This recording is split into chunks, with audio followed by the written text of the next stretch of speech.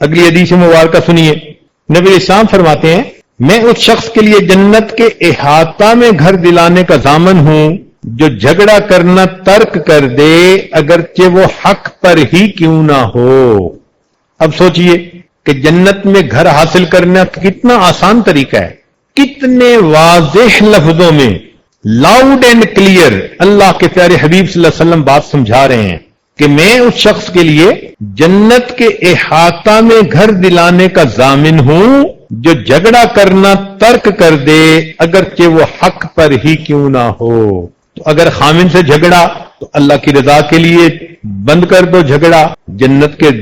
احاطہ میں گھر ملے گا۔ ساس کے ساتھ جھگڑا ہے، نند کے ساتھ جھگڑا ہے، پڑوسن کے ساتھ جھگڑا ہے، بہن کے ساتھ جھگڑا، اگرچہ آپ حق پر ہی ہیں، آپ اللہ کی رضا کے لیے اگر جھگڑے کو چھوڑ دیتی ہیں تو سوچئے اللہ تعالیٰ جنت کے احاطے میں اس کے بدلے گھر عطا فرمائیں۔